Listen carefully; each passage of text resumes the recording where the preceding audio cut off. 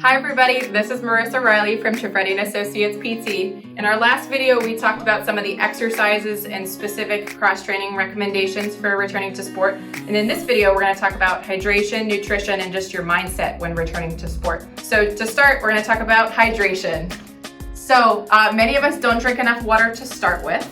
So generally the CDC recommends between half an ounce to an ounce of water per pound of your body weight just to stay hydrated. Now, when you're exercising, we're sweating a lot and trying to keep ourselves cool, and we don't get a lot of water breaks to rehydrate. Now, when you don't rehydrate, you predispose yourself to heat-related illnesses, which cause their own sorts of problems with your body function. And then the other things that can happen are you just fatigue easier, your performance goes down because you're not maintaining your flexibility and fluid levels, your concentration and just reaction time go down. So maintaining the fluid levels on every stoppage of play or every rest break you can, a couple ounces each stoppage is helpful, and using your urine color as a guide when you go to the bathroom can tell if you're maintaining your hydration.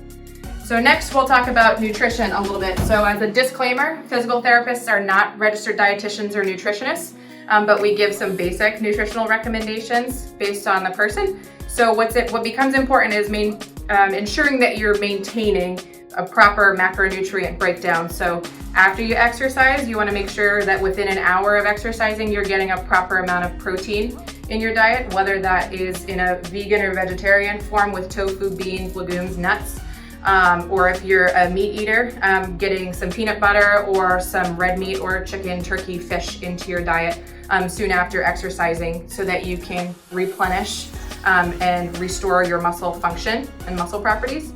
The other piece to consider is that you want to make sure you're getting some low fat in your diet, as well as proper amounts of calcium and vitamin D. Calcium and vitamin D are very important for bone mineral density. So some of the research shows that if you drink even 1 cup of skim milk a day as an exercise regimen after running or before running a couple hours prior to, that can help reduce your risk of stress fractures by over 60%. And then anything additional on top of that puts you in an even better position to succeed. So those pieces all together will help you from a nutrition standpoint. If you do need additional help, we do have a nutritionist on our staff that can help you, and you can always give us a call to schedule a consultation with her. So the third piece of the areas that are often overlooked is the mind. And so when you're returning to sport after being deconditioned or after a period of rest, often when you overtrain or increase your activity too quickly, you start to develop what's called burnout, and this happens in academics too. But when you get burnt out in a sports setting, often you start to lose some interest in hobbies or sports or things that you really enjoy. We lose the passion for the activity.